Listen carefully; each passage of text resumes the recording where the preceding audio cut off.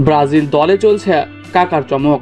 Gabriel Jesus, Philippe Coutinho, Oscar সহ বেশ কিছু সিনিয়র খেলোয়াড় নিয়ে বিশ্বকাপ বাছাই পর্বের জন্য 16 সদস্যের দল ঘোষণা করেছে ব্রাজিল ফুটবল ফেডারেশন। কোপা আমেরিকার দল থেকে বাদ পড়লেন যে সকল ফুটবলার ও বিশ্বকাপের ম্যাচকে সামনে রেখে ফিরলেন যে সকল তারকা ফুটবলার, তাই এই নিয়ে বিস্তারিত জানতে হলে ভিডিওটি না টেনে শেষ পর্যন্ত দেখতে থাকুন।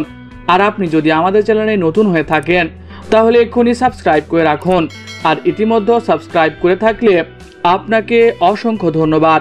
ফিফা বিশ্বকাপ ও কোপা আমেরিকার হতাশা ভুলে বিশ্বকাপ বাছাই পর্বে আগামী মাসে মাঠে নামছে ব্রাজিল দল। সেপ্টেম্বরে নিজেদের ঘরের মাঠে ইকুয়েডরের বিপক্ষে খেলবে ব্রাজিল, আর এ ম্যাচ দিয়ে নতুন এক ব্রাজিল দেখার সম্ভাবনা দেখা দিয়েছে, কেননা ইকুয়েডরের বিপক্ষে নতুন রূপে ব্রাজিল দল ঘোষণা করবে ফুটবল ফেডারেশন। এ ম্যাচ দিয়ে ব্রাজিল দলে ফিরছে বেশ কিছু সিনিয়র তারকা ফুটবলার। তাদের মধ্যে উল্লেখযোগ্য হলেন নেইমার জুনিয়র। দীর্ঘদিন যাবৎ ইনজুরিতে খেলতে পারেনি এই সুপারস্টার, মিস করেছেন কোপা আমেরিকা সহ দলের অনেকগুলো ম্যাচ, তাই তো এ ম্যাচে ফিরবে নেইমার, এটা নিশ্চিত করেছে ব্রাজিল ফুটবল ফেডারেশন। এছাড়াও দলে ফিরছে কুতিনহো। নেইমারের চাওয়াতেই ব্রাজিল দলে ফেরানো হয়েছে কুতিনহোকে।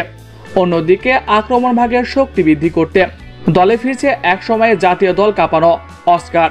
রক্ষণের শক্তি বাড়াতে ফিরতে পারে থিয়াগো সিলভা। এ ম্যাচের জন্য দলে জায়গা পেয়েছে গ্যাব্রিয়েল জেসুস সহ বেশ কিছু তারকা ফুটবলার, তাই তো এ দলকে ব্রাজিলের অন্যতম শক্তিশালী দল বলা হচ্ছে। প্রিয় দর্শক, ব্রাজিল দলে আপনি কোন ফুটবলারকে দেখতে চান কমেন্ট করে জানিয়ে দিন।